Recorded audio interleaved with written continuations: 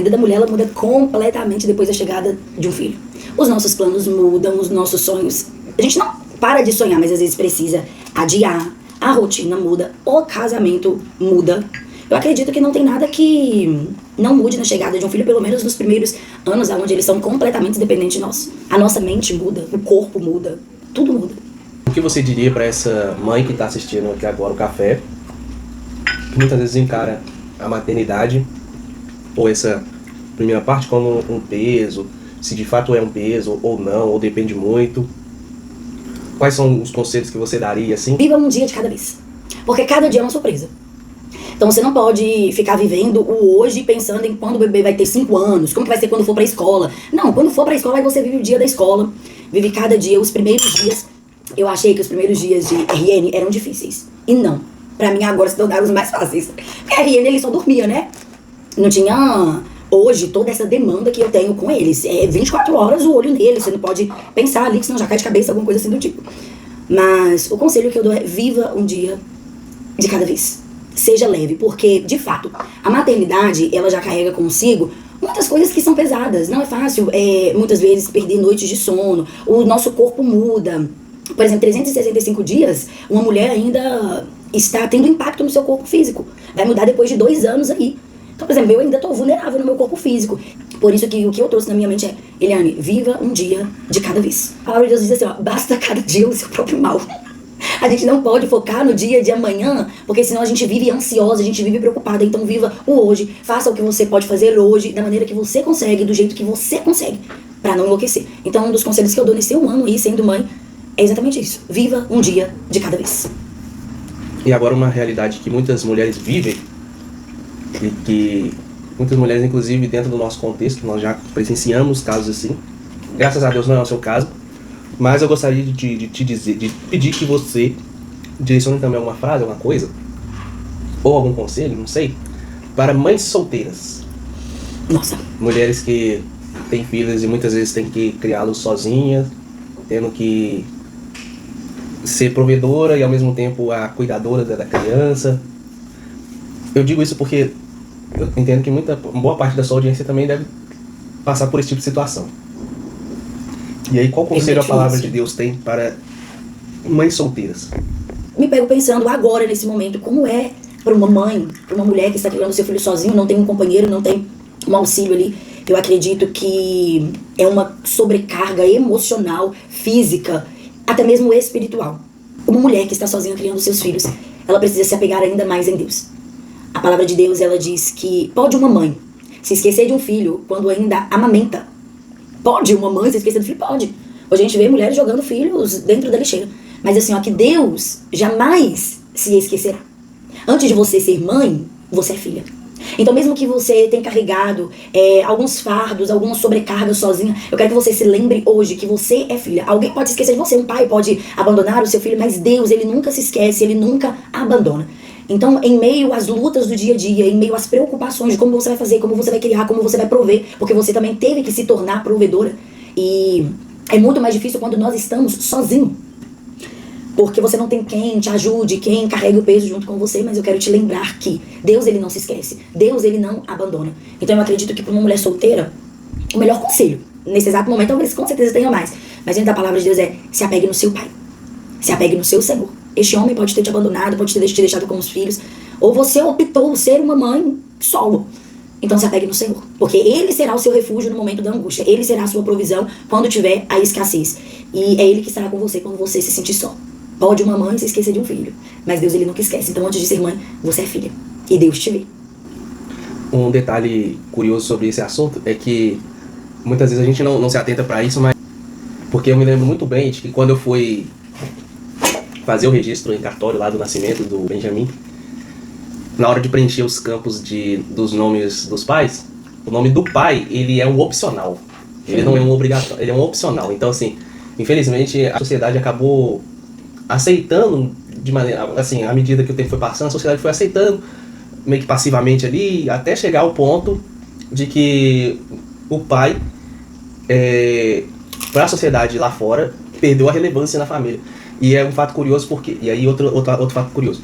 Eu gosto muito de futebol. E Copa do Mundo acontecendo, então a gente não perde um detalhe. E eu me lembro de um jogador que teve a situação onde a esposa dele estava para ter um filho.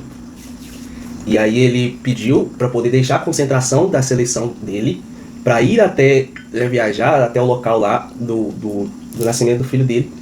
E ele foi duramente criticado ainda pela imprensa internacional, dizendo o seguinte: olha, o pai não tem importância nenhuma na hora do parto, né? Por que ele está deixando um lugar que muitas pessoas gostariam de estar no lugar dele ali para poder ir assistir o nascimento do filho? Como assim? E ele, como um bom cristão, ele falou que tem coisas na vida que não vale a pena. Ele pode ter o sucesso que for, que Deus, a família dele é mais importante. E aí ele foi e acompanhou o parto do filho dele, depois retornou, né? Eu imagino que essa história possa, né, algumas pessoas já tenham tomado conhecimento disso daí, algumas pessoas da sua audiência aqui. Então, assim, chega a ser estranho as pessoas acharem isso estranho, né? O que deveria ser algo fundamental numa família, que é justamente a priorizar realmente a família, né? Os pais priorizarem ali a criação dos filhos. Muito embora existem as dificuldades, principalmente na mudança da rotina, como foi falado aqui. Sim, muda tudo. Mas quando você tem o pai e a mãe ali, uma família estruturada, não vou dizer que fica mais fácil, mas fica menos difícil. Fica menos difícil, porque esse na verdade deveria ser o padrão, né, que deveria imperar pela sociedade. Mas infelizmente os pais hoje, a figura masculina nos lares se tornou um opcional. E aí por isso que da pergunta em relação a mães solteiras, porque eu tenho certeza que muitas mulheres que estão vendo esse vídeo são mães solteiras ou passaram boa parte do tempo da criação dos seus filhos sem a presença do pai, do marido, de um marido. Então, assim, por isso a importância desse assunto também, porque a rotina dessas mulheres é bem mais pesada. E se torna muito frustrante. Porque talvez, lá no passado, hoje você, sendo uma mulher madura, você percebeu que você escolheu errado. Que se você tivesse obedecido alguns princípios, algumas coisas, hoje você não estaria vivendo isso, só que passou. Então agora você tem que pensar daqui pra frente, não carregar mais essa frustração, porque mulheres que sonharam em se casar, em construir uma família, e escolheram o homem errado, que as abandonaram, ou que não foi um bom marido, e não sendo um bom marido também não se tornou um bom pai. São mulheres que carregam uma frustração, um fardo, ou lhes falta uma esperança pra crer que o amanhã pode ser melhor. E aí, eu quero te dizer que há esperança para uma amanhã melhor. Não importa se você escolheu errado lá atrás. Hoje você tem a oportunidade de fazer daqui pra frente algo melhor. E nós precisamos, né, aprender com os nossos erros. Não deixe que o seu erro do passado paralise você de avançar. E de viver aquilo que Deus, Ele tem pra você. Então acontece muito. E aí eu tenho uma pergunta pra te fazer. O que você diria pros homens que nos escutam, as mulheres que escutam com seus maridos, na chegada de um filho? O que você diria pros homens que estão passando por isso? Tem um bebê em casa, ou tem uma criança pequenininha, está preocupado com muitas coisas, assim como você. O que você diria, o que você aconselharia a eles? Então, primeiro conselho, beba um café. Segundo conselho, eu sou um pai novo, né, nesse aspecto, porque só tenho 365 dias como pai, e mais 9 meses, porque eu entendo que a partir do momento que da concepção já nasce a vida ali, então eu já era pai há 1 ano e 9 meses. Isso. 1 ano e 9 meses atrás eu já me tornei um pai, né.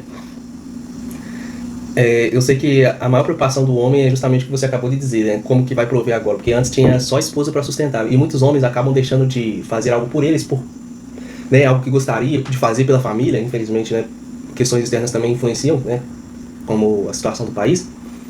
Ou muitos homens gostariam de proporcionar uma vida melhor para os seus familiares, mas acabam tendo que escolher ou pagar a conta, né, ou faz as compras no mês, ou fica um mês inteiro sem ter nada para comer para poder fazer um divertimento, para proporcionar um divertimento para a família. E nosso sustento nós temos que confiar em Deus. Eu entendo que essa tem que ser a base. Para um homem ter forças para poder sustentar o seu lar, começa por aí. E aí, né, buscando em primeiro lugar o reino de Deus e a sua justiça, as demais coisas não serão acrescentadas, como diz a palavra de Deus. Então, esse é o cerne, porque aí, a partir do momento que você confia em Deus, Deus ele vai prosperar os teus caminhos, né? Prosperar o teu emprego, enfim, não sem lutas. É claro que as adversidades elas acontecem e vêm sobre todos, né? O sol e a chuva, o sol brilha e a chuva cai no terreno do justo e do ímpio, da mesma forma. Então, assim, as dificuldades elas acontecem e não tem outra saída mesmo, senão confiar no Senhor. Nós passamos aí 365 dias aprendendo, não falamos nem a metade do que nós vivemos, mas de uma coisa eu tenho certeza de que a palavra diz: os filhos são herança do Senhor, um presente que Deus dá. Nós recebemos esse presente há 1 ano e 9 meses, como o Matheus falou, desde que nós descobrimos, desde quando o Benjamin foi concebido, ali já existia vida. Então nós somos presenteados pelo Senhor. É um presente, nós precisamos cuidar desse presente. E eu acredito que o maior presente que nós podemos dar aos nossos filhos é um casamento saudável. Sim. Então preocupe com o seu filho, cuide do seu filho, mas eu te digo ainda mais, cuide do seu casamento. Mulher, cuide do seu marido, marido cuide da sua mulher, cuide do emocional um do outro, da saúde física um do outro, porque hoje nós temos um bebê de 1 aninho, vai fazer 1 aninho, ele não entende muita coisa. Mas se ele crescer em um lar saudável, estruturado, em um casamento que ele pode ter como exemplo, ele será um jovem melhor. E ele será um adulto bem-sucedido. Quando eu falo bem-sucedido, eu não falo de dinheiro, tá bom? Falo bem-sucedido em todas as áreas da vida dele. Será um adulto com menos traumas, menos problemas mentais, emocionais. Por quê? Porque cresceu em um lar estruturado. Então, antes de focar no seu filho, foque no casamento que gerou o seu filho, tá? Antes de focar no fruto, foque nas raízes, na árvore que gerou este fruto, porque isso é muito importante. Que Deus te abençoe, que Deus abençoe sua casa, que Deus te abençoe, mulher, te fortaleça, sua mente, o seu físico, o homem, entregue suas preocupações ao Senhor, confie nele, tudo mais Ele fará, e nós te esperamos para o próximo vídeo.